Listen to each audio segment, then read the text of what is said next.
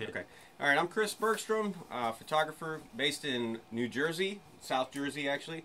My business is catering towards portraiture, and I deal with people all over the East Coast. I've been in overseas, Alaska, I've taken portraits there, in Europe, Japan, and now I'm basically working on the East Coast, New York City, New Jersey, Philadelphia area, Delaware, and I kind of want to talk to you today about some gear. And then I'm going to take you guys through a whole photo shoot using various different lighting setups. And then we're going to get outside and actually do the same thing I would do on location. So let's get started.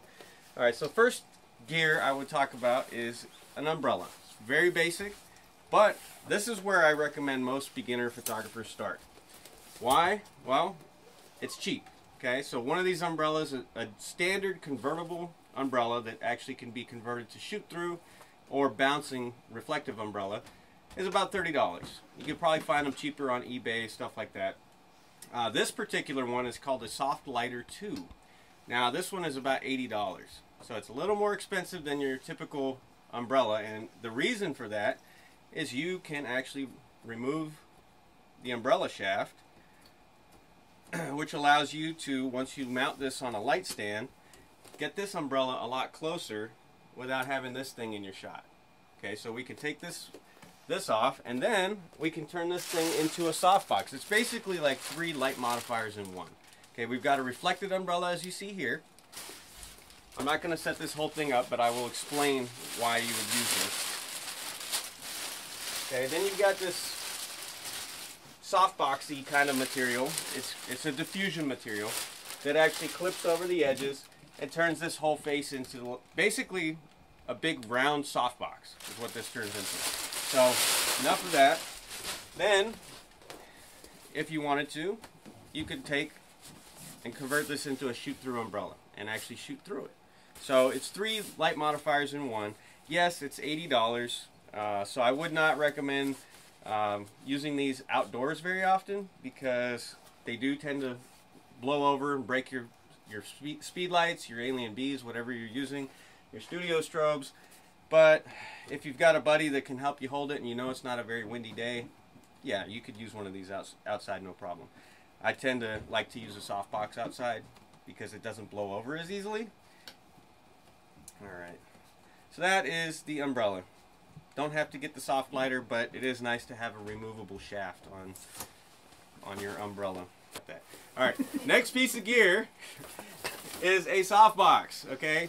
This one is made by Paul C. Buff, or Alien Bees. I actually don't have the front diffusion material on it right now, but that's not a problem. Okay, these go together a little bit differently. They actually have a speed ring attached to it. And this is not meant to be used with speed lights. Well, you could, I guess, but it'd be very hard to mount it because of this speed ring right here. This is designed to attach to an Alien Bee. Now, they make different speed rings for different manufacturers. You could get one for Ellen Chrome or whatever brand of studio strobe that you use. They sit and mount on the front of the actual light, and they're pretty sturdy. You can spin it, turn it, do whatever you want.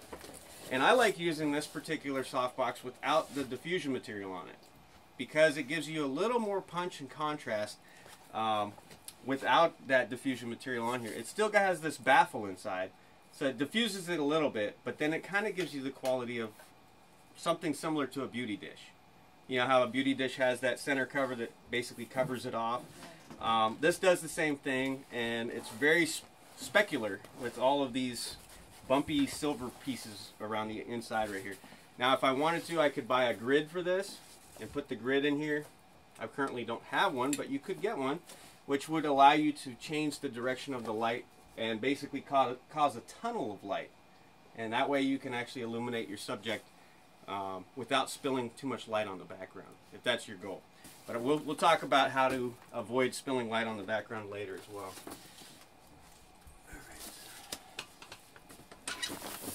Alright, so that's pretty cool. It's a little heavier than a normal softbox that I normally use, but it does come in handy. I like using this light modifier. Alright. So, these are my go-to light modifiers. They are made by Westcott. This is a 28-inch softbox. It's actually square, which gives you a square kind of catch light in the eyes. Let me open this thing all the way. Alright. So the new ones, the entire diffusion material actually comes off. This one's a couple years old, so they sewed it in here so you can't lose this. I kind of like that, but I guess if it gets dirty and worn out and you want your stuff to look clean and professional all the time, you could buy a new one of these and just replace it. But once again, these are made to go up and down just like an umbrella. I could travel with this on an airplane, no problem. Try taking a giant 28-inch beauty dish on an airplane. It's going to be really hard to do without paying for excess baggage. Alright, so this, you can use this with alien bees or speedlights, which is the beautiful thing about using one of these. They're very lightweight, and because of the shape, they're more aerodynamic. They don't tend to blow over in the wind unless you're aiming it this way and the wind's blowing at it like this. I generally tend to use sandbags, about 18 to 20 pounds of sand on my light stands when I'm shooting by myself. If I have an assistant, good to go. See that pole right there, Jay? Alright, so what I end up doing a lot of times when I'm shooting weddings or even just running and gunning, getting portraits on location, is I will use a painter's pole with a KC pole adapter attached to it. This pole adapter allows you to mount your umbrella bracket, which is going to allow you to attach to this, or you could actually mount an alien bee directly on here with whatever light modifier you want attached to it. So let me show you that. Alright, so this is a standard umbrella bracket. Okay, when you buy one of these, you need to buy a cold shoe that goes along with it, not a hot shoe. Okay, if you see inside of here, it actually has an indentation at the bottom. The reason for that is so that when you attach your speed light to this cold shoe, it doesn't make metal to metal contact, shorting out your flash and making things explode. Okay, so that's what you need there. And you also need one of these little brass adapters, and these will go screw into the bottom of the cold shoe, and this drops right in, and then you tighten it down and you're good to go, ready to shoot. And it's got this lock system over here so that you can not lose your flash when it knocks your flash over. Hopefully that never happens. And then this just mounts to the top of here, and this one's made by Manfrotto. I like the quality of this umbrella bracket. Some of the other ones are kind of plasticky and cheap, and they just don't have a good quality feel to them. This one's very good. I like the actual feel, and it's very heavy duty, put it that way. It does have an angled umbrella shaft input. So when you're looking at it, generally if the umbrella shaft hole is shifting like this, I want my umbrella to go in that direction. So my umbrella would be on this side. If I put it over here, now I've got to adjust this and turn it to get it like this, and now it's just in a weird position. So keep that in mind when you're using one of these. So why would I want to use this pole adapter? Well, it's more mobile than a light stand, especially if I'm shooting at a wedding. I'll have my assistant mount the softbox, which I'll go ahead and do this right now. Takes 2 seconds, quick easy setup, and you just tighten it down inside. Okay, alright, and you add your speed light, and as you can see, I am aiming it towards the back of the softbox. It would kind of defeat the purpose to aim it to the front, but I guess it would sort of work. Okay, and then cover this up. I'm not going to do it too pretty right now, just to give you a demonstration. Alright, and then now my assistant can walk around holding this in whatever way he wants. Raise it up, lower it down, put it around the side, and I'm directing the assistant during the wedding. I'm the main photographer. He is usually also the second photographer, but sometimes during like the dance parts or times where he doesn't need to be shooting and I'm getting all these shots, I'm pointing and directing to him. You go over there. You go behind him. Or him and her, the bride and groom. Go behind the bride and groom. And I don't even need to communicate with them because we've built up a relationship now to where we know what each other's thinking. So I point to him, light over on that side. He moves over there. I come in and take these shots. Now, generally speaking, I do not advocate TTL. I'm not a ITTL or TTL guy who likes to let the camera think for me. The reason for that is I like to have my exposures the way I want them. But when you're doing a wedding, I don't have time to go out there with a light meter and start, hey, excuse me, I know you're at your first dance, but let me get a light meter reading real quick and start taking meter readings all over the place. I'd be fired before I even got the job. Okay, so I don't do that, but during weddings, in those running and gunning type of situations where I don't have time to get the exposure right, I will use TTL. Now, how do we use TTL with a speed light when it's not attached to the camera?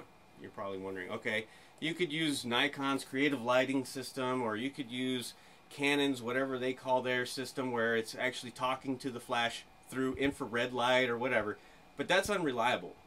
If I put a flash inside this softbox, it might not be able to see that little infrared light that's bouncing around inside the building. Also, if it's a bright sunny day, I may not be able to send that signal and have it be able to pick it up to fire the flash in the first place. So what I recommend is, I just got these not too long ago. They're about 4, 5, 6 months old since I've started using these. These are PocketWizard Flex TT5s. Okay, before using these, I used PocketWizard Plus 2 transceivers, and before that I used CyberSyncs. Really, CyberSyncs and PocketWizards, they both do just about the same thing. They trigger the light, and they both are radio based, so I don't have to worry about line of sight. Can this thing see into the softbox? Of course it can, because radio waves travel through things. Okay, so it has a receiver and an antenna. These are nice because they have a USB attachment on here, so you can actually plug it into your computer and make firmware updates. So when new technologies, new features come out, you can upgrade these. So that's kind of nice as well. Okay, so built into the side, you've got channels A, B, and C, just like you do with Nikon's creative lighting system in the camera, or Canon's, whatever system you're using. And then you've got channel 1 and channel 2. Usually I have these set up to, channel 1 is manual control. There's no TTL, nothing like that. Then channel 2, depending if I'm doing a wedding, will be set to TTL. Or, in most cases when I'm not shooting weddings, I will set it to manual, full manual. Like, it doesn't do anything except trigger it. It's just a basic, kind of like a dumb trigger. It becomes like a PocketWizard, the old PocketWizard, the Flex 2s, the old style ones. It's just on or off. There's no TTL function available at all. Why would I do that? Well, I shoot with other branded cameras. I don't always shoot with Nikon. This is built for Nikon. The other one that they make it for PocketWizard is Canon. Okay, so they picked the two leading industry leaders of photography, which are Canon and Nikon. I'm sure eventually they'll come out with one for Sony and maybe one for Pentax and all that stuff. But currently they don't, because they're a business and they want to make money. So since this is made for Nikon, I can't put this on my Fuji X Pro 1 and have it do anything TTL or anything automatic. They just don't talk to each other, right? So I set it to be a dumb trigger when I'm not shooting weddings, and I can use this on my Fujifilm camera, and then I adjust the power on the flash just like I used to do with my TT Plus 2s, the old Plus 2s.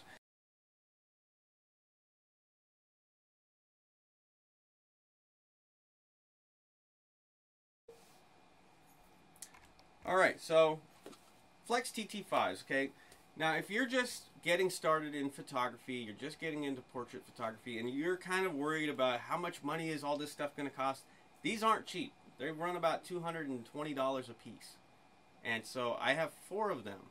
That's pretty expensive, you know, for most beginners. I understand that.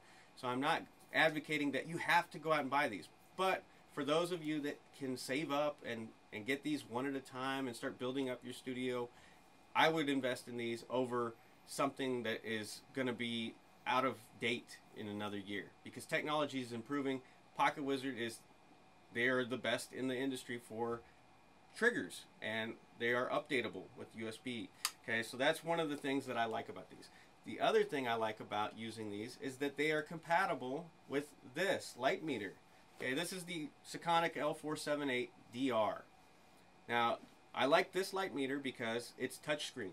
Okay, I like technology, I like gadgets and stuff like that. But I'm able to actually control the output of my flashes, speed lights, and my Alien Bs, and I believe they're compatible with many other types of strobes. I just happen to use those two. I can control the power from right here. As you can see, if you zoom in here, I can actually control the power of the flash directly from here in 3 groups, A, B, and C. I change the group to A, B, and C on the PocketWizard on the side. I say I want this to be A, B, and C, and now I can adjust the power up and down from the light meter. I no longer have to climb up a ladder, adjust my lights on my light stands, and I also don't have to worry about if I've got something like a grid spot that's focusing a narrow beam of light hitting the top of their head, and I take a meter reading before and I say, it's too bright or it's too dark, I need to increase or decrease the power. Then I go over to my light stand, I adjust the light, I bring it down, and now when I put it back up, it takes me another 10 minutes just to get it to aim in the right spot again. So that's one of the frustrating things about having to go up and down on light stands and changing stuff. This, I could just say, hey, take out 2 stops of light, because it adjusts in 3rd stop increments. So it's just like your camera. 1, 2, 3 clicks is 1 stop of light. 1, 2, 3 clicks on here is 1 stop of light. So, and you can drag the sliders up and down with your finger like that if you want to, or you can hit the plus and minus button, which is what I usually do because I'm doing everything in f-stops. Okay, which brings me to the next part I wanted to talk about. All right, so when we're talking about f-stops, let me grab my camera real quick. Let's keep rolling. I'll cut this out. Okay.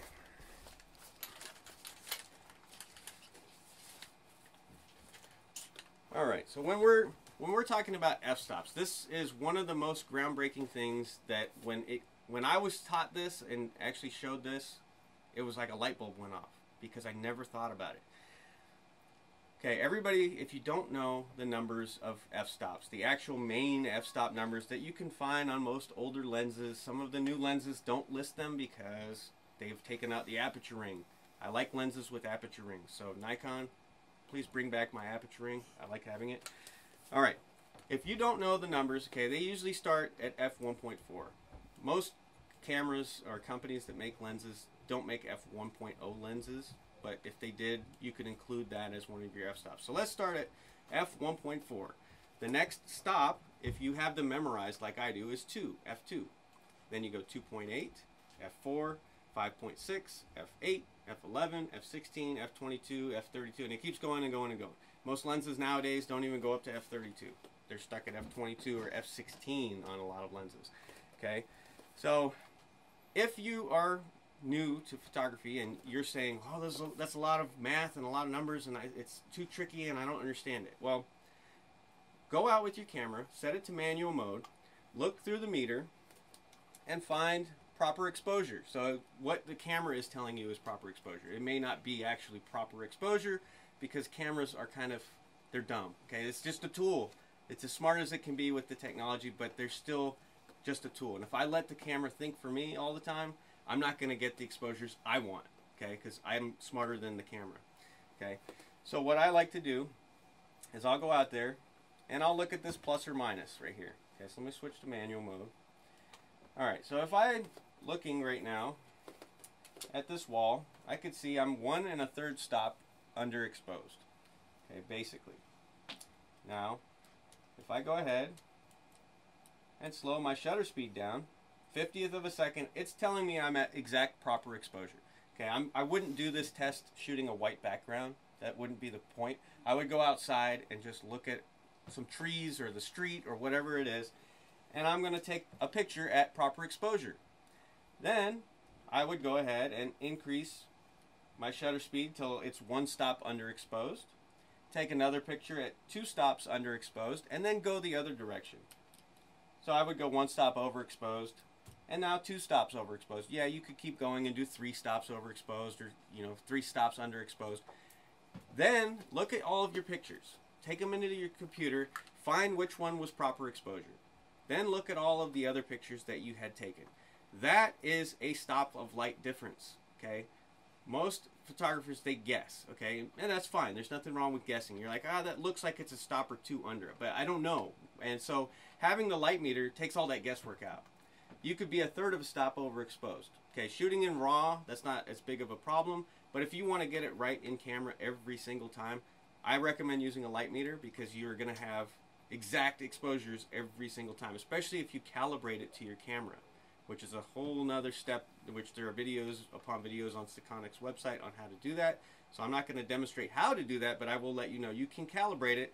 I've calibrated a profile for my Nikon, and I've calibrated one for my X Pro 1 from Fuji. So I know exactly on the meter if I'm within the dynamic range of the camera. Okay, so here's the groundbreaking part that I was going to talk about, where the light bulb went off for me when I learned this years and years ago. If your camera adjusts exposure, whether it's shutter speed, aperture, or ISO, those are the three variables of exposure. If your camera adjusts them in third stop increments, then it's easy to figure out what the f-stop numbers are. So if I start at f2 right here, and I adjust the dial for aperture, 1, 2, 3 clicks, because third stops, there's 3 clicks to get to the next f-stop. Now I'm at f2.8. Remember we talked about those numbers? 1.4, 2, 2.8, 4, 5.6, and so on and so on. Okay? So every time you do 3 clicks, 1, 2, 3. Now I'm at f4. Just know the clicks, 3 clicks, and it doesn't matter. You could start at a weird in-between number like f5. It's not 5.6. But if I want to go a stop above or below f5, I can adjust 3 clicks. Now I'm at 7.1.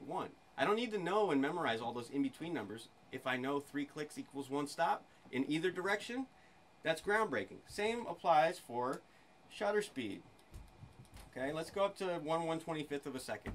3 clicks should be 1 stop. What is 1 stop faster, or letting 1 stop less light in after 1/125th of a second? Double 1/125th. 1/250th, right? Okay, so 1/250th should pop up at 3 clicks. 1, 2, 3. 2/50th of a second. Next one, 1 stop again. Double 2/50th of a second is 500th of a second. 500.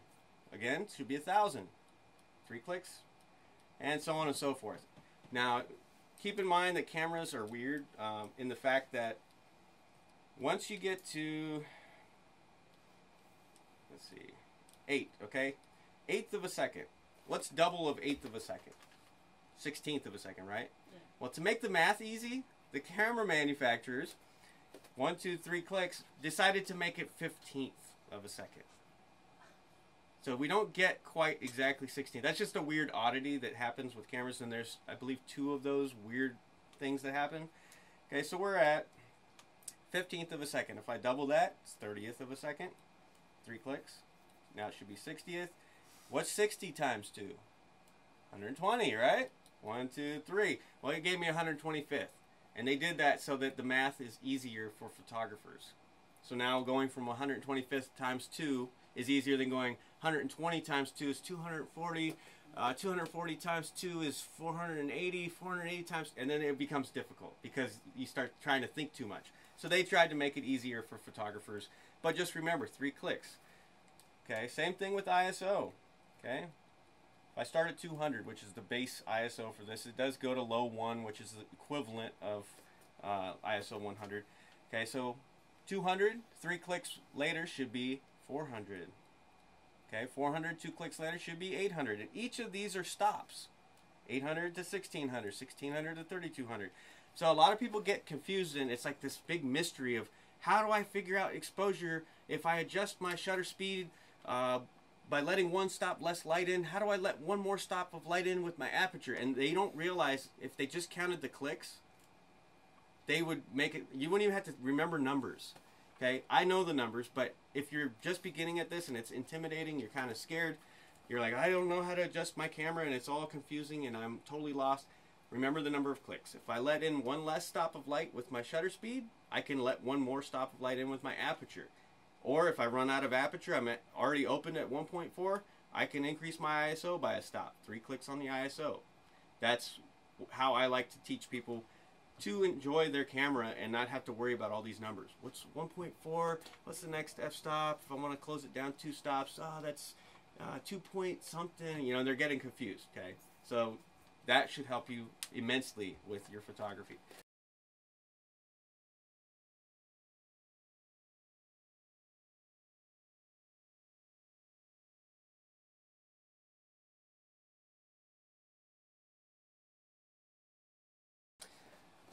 Alright, so we kind of talked a little bit about gear. Camera, really doesn't matter what brand of camera you use. They're just tools, okay? So a lot of people get wrapped up with these Nikon versus Canon wars and, you know, Pentax versus Sony and blah, blah, blah. It records data. That's what it does. What does it feel good in your hands? Do you understand the menus? Do you like the lens lineup that they have? Those are the 3 things that I would say are the most important when you choose when to buy a camera. Okay, so we're going to get started. When you're shooting with any type of strobes that are not using TTL, you need to be in manual mode. Okay, you don't want to be in automatic aperture priority or S for shutter speed mode, or you don't want to be in P for professional either. Okay, P does not stand for professional, by the way. Okay, it's P for program priority on Nikon.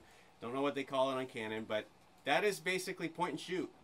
Okay, I like to be able to think of my camera as I'm the one in control of it. If I let the camera do everything for me, I might as well just shoot with my iPhone. Okay, and I really don't like the quality of iPhone pictures. That's just me. I do use it when it's just convenient, you know, but I don't rely on it and go, I'm going to print this giant, you know, 24 by 36 inch print and sell it to my client with my iPhone. Shooting weddings with my iPhone. I mean, I wouldn't do that, okay? So I've set it to manual mode. I'm just going to go ahead and start at 1/200th of a second. There's not very much ambient light in here, so I'm not really trying to overpower anything. And I'm going to set the camera to, it doesn't matter because I have a light meter. But I'm going to start at f8 just because I don't even know what power my lights are set to. Okay? When you're using these Flex TT5s, it is important that you turn them on in the right order. Okay? So I always turn the one on, the camera on first. Then I turn the camera on second. Then I go to my lights and I turn the light on, and then I turn the PocketWizards on. If you do it out of order, sometimes they don't really work right. So you got to kind of do it, think of top to bottom. Started with the camera, worked my way down, top to bottom. Think of it like that. So I'm going to go ahead and turn all these on. And what I have set up right now is, this light is in channel C. Well, it's channel 1, group C. This one's in channel 1, group B. So I've got B and C, and my main light, usually the main light that's hitting the model in the front, that's what I call the main light. Some people call it, it's not always the main light, it sometimes is just the front light. But I always refer to that light as the main light, the one that's the main important light on the subject. So I'll turn this light on. Now if you look at the back here, I've actually done something a little different, which I don't think I've seen anybody else do. Okay, so this is a Mola beauty dish. It's a 28-inch beauty dish. They sell these little adapters, which if I take it out, I can kind of show you. These little plastic adapters that are kind of like a cold shoe. Because it's plastic and there's no metal in there, it is a cold shoe essentially. They screw on to these little brass pieces here. Well, the Alien B doesn't mount to the actual light stand. It's actually mounting to the beauty dish with the little clip adapter thing that you slide into the bracket itself. Okay, so then I flip this bottom piece up where it would normally mount to the light stand, and I attach this in here. Okay, so it's pretty simple. Just lock that in there, and then I can slide my PocketWizard Flex DT5, or if I was using a +2, and then I lock it down, and that's not going anywhere. With the Alien Bs, you also need to use an AC9. Okay, this attaches to the little phone jack on the top of the Alien B and runs into the AC9, which sits on top of the Flex TT5 PocketWizard. And then what this allows me to do is control the exposure from the light meter, and it also allows it to talk to the Alien B and say power up or down. So when I'm using a Sekonic L478DR, I can sit here and say, this is group A, that's B, that's C. I can say group A, B, and C, go up or down all day long. And I can take meter readings and get each individual exposure reading for that group as well. Okay, so for this particular setup that we've kind of already set up, I'm going to basically be doing 3 light setup, shooting on white seamless. I'm going to make that background completely white, no detail left in it at all, but we're going to use this beauty dish as the main light, bringing back, you know, her out of the shadows. Otherwise she would just be a silhouette. So what I'll do is I'll bring this stool in here, and we'll have you take a seat. Katrina, nice to see you today. Alright, so let's have you go ahead and sit down. And I don't have a grid spot for this yet, but if you were to look inside of here, there is a little lip that would allow you to attach a grid to it. Okay, so I could attach a grid spot here, and I think it velcros to the outside so it stays in. And that would allow me to keep light from spilling onto the background. So how I normally do a photo shoot, when I'm using a light meter, it makes it pretty easy. If I didn't have a light meter, I would have to go and adjust the power on each light separately and do that over